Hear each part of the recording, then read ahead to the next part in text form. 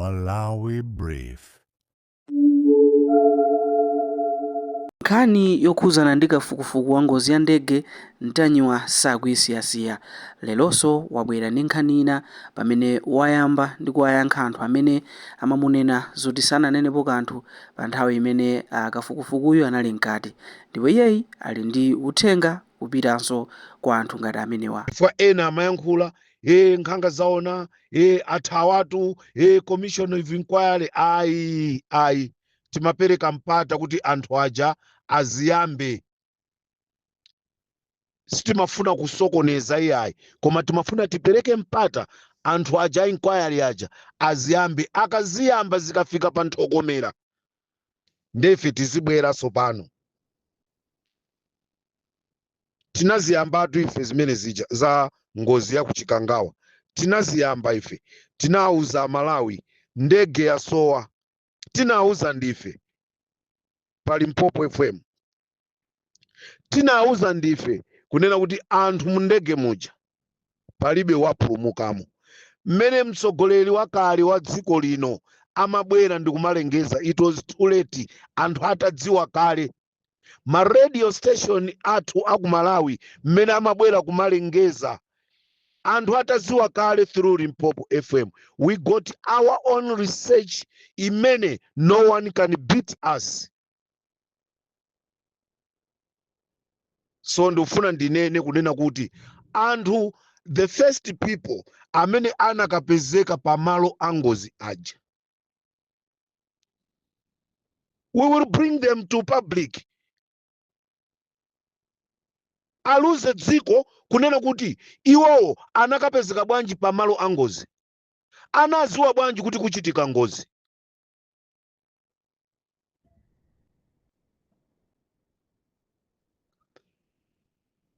I promise the government of Malawi, ma message ose amene akuti asowa mmafoni mwa anthu aja, I'm busy with it. Ma message amene aja apezeka, chimene tikufuna Amalawi adziwe chona chenicheni. Ma message amene anadelitidwawo anali ma message amtundu wanji, tifuna Amalawi adziwe. We are busy at Limpopo FM, we are not sleeping. Ena akhoza kuona ngati tikugona. We will work hand in hand with government mpaka titadziwa chona chenicheni, and we promise the government kunena kuti tipereka ma message amene, tipanga zonena kuti ma message amene wo apezeke, ndipo commission of inquiry igwirise ntchito ma message amene wo. Ngati wina akuona ngati kunena kuti tithawa, palibe kuthawa, palibe kuthawa. Ntchito imene tinayamba timaliza. Ngati Mulungu amene analenga kumwamba ndi dziko lapansi ali ndi moyo mpaka lero, the same Mulungu atithangatira ifeyo kuti Amalawi adziwe chona chake chenicheni. Mabwebweta magulu a MCP wathawa Ntanyiwa, I'm there now, I'm back. Okoza azikoza, ozinyera azinyera, kaya olira azilira, othawa azithawa. Koma Amalawi adziwe chilungamo. Tikufunanso Malawi musazachitike zopusa zimenezi. We don't want any type of party, ka kind of party, chipani cha mtundu wina uliwonse kuti chizikhala ndi maplani omafuna kumapha anzawo. Kamene kakakhala koyamba ndi komaliza, tikufuna anthu amuzipani atengerepo phunziro. Ndale sikuphana iyayi, ndale sikuphana. So this time around, wina athawa, wina asanza. Pali nduna zina za boma lakale zinathawa kupita ku maiko ena, ife tikazisokolosa kumene koko. Abwere azayankhe mlandu. No matter what, ka wina ali mboma koma ali related ndi nduna yakale imene inathawa, ka pali maubale anji, zimene zozefe sitizilola. Chimene tikufuna dziko la Malawi lidziwe chona chenicheni chimene chinachitika kuchikangawa, and tikufuna tipeze amene anayambisa zinabwera chifukwa chani. Chifukwa Malawi wina aliyense amadziwa kunena kuti izi zinabwera chifukwa cha mgwirizano. izi zinabwera chifukwa cha mgwirizano. Ine ndisogola zaka 5 mzangawe uzabwera zaka 5 ena sanafune kuvomereza zimene zicho. Timamva anthu akunena iyayi ife za mgwirizano umenewu ife sitikuziziwa mwakuti ngati kuti dziko povotera linakavotera chipani chimodzi, anthu anakavotera zipani 9, chipani china nkukakamira kunena kuti iyayi ifeyo ndifeyo.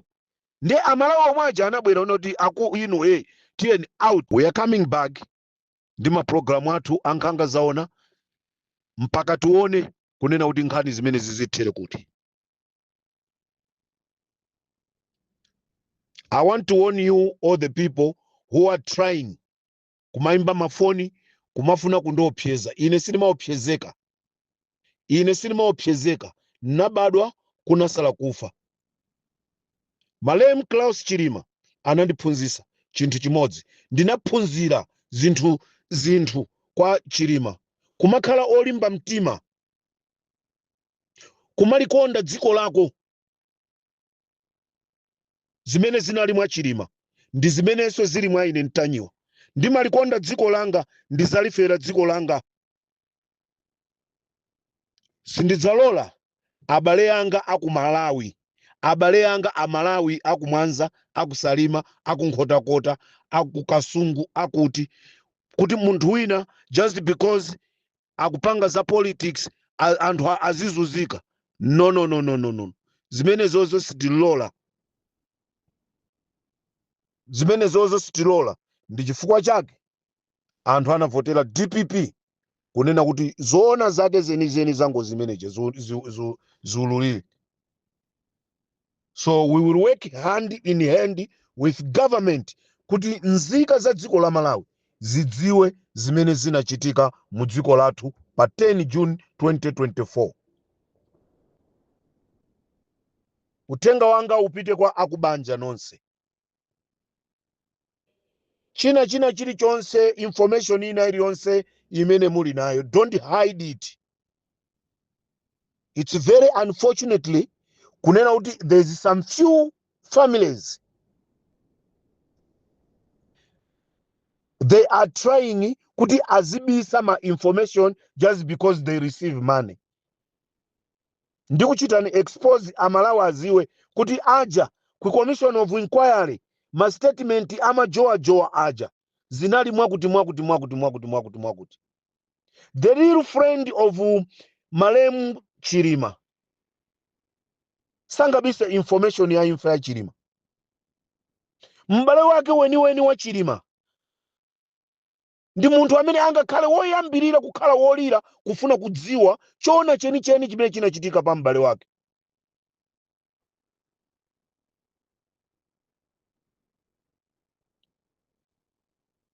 Ku commission of inquiry you need also to be careful.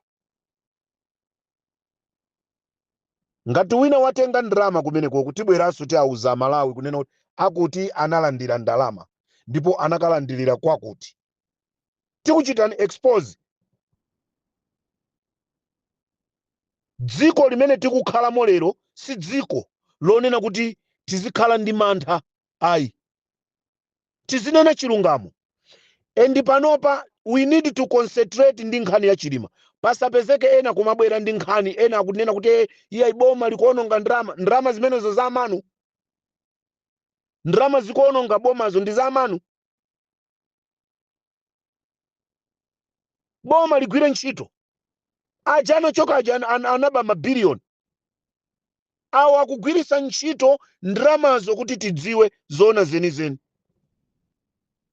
Endi ngati ndrama zikupelewera aboma mutengeso ndrama zina monjezere pa commission of inquiry chifukwa amalawi akufuna adziwe chona cheni.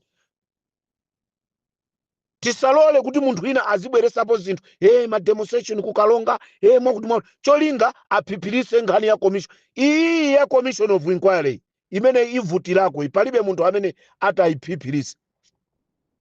Palibe munthu amene atazibwera ndi nkhani zofuna kusokoneza commission of inquiry imene.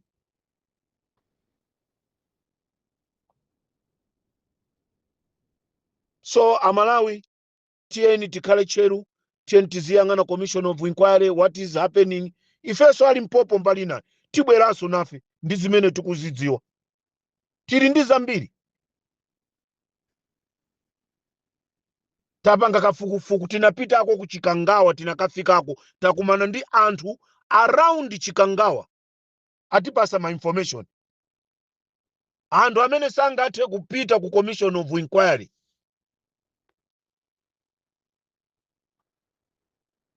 Anthu ngati amafika size yolira tikufa kuno. Wina nkumanena kuti tizipereka maripoti after 6 hours. Why 6 hours? Why duration ya 6 hours? Anthu akulira uku tikufa kuno, tikuphedwa ife. Munthu wina aliyense amene amachita ngozi ya galimoto sanganene mawu onena kuti tikuphedwa. Anthu amakuwa bwanji kunena kuti tikuphedwa. Tikufa kuno. Ndege ikagwa yagwa pata zathera pompo. Singapite kukavula jacket munthu, singapite kukamvula suti munthu.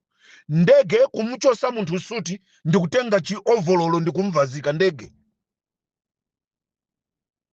Ndege ya mtundu wanji. Olo ili technology.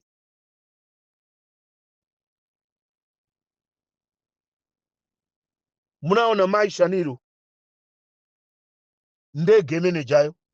Ndege yachose anthu mundege aliyese wina ikamponye 10 meters kuchoka pa malo angozi, wina 9 meters kumalo angozi, wina kukapezeka uko ngozi anthu ikachitika ose timatha kuapeza pamodzi. Tikhoza kumpeza mwina mmodzi galimoto ngati inatembenuka kukamponya koteroko, but the rest of the people tiapeza galimoto momwemo. How come anthu aja wina ukapezekapo, wina ukapezekapo, wina ukapezekapo? Ndi anthu akuti Amalawi akufuna adziwe chona chake chenicheni. This is the time imene Amalawi adziwe chona chenicheni. Ndikufunira Amalawi zabwino zonse, masana abwino, tikumana mma program athu ankhanga zaona. Koma zoti tizopyezana, zimene zozo nde palibe kopyezana. Palibe kopyezana. Chilungamo chimawawa kuli bwino tibwerese chilungamo. Ambuye akudaliseni. Salamu alaikum.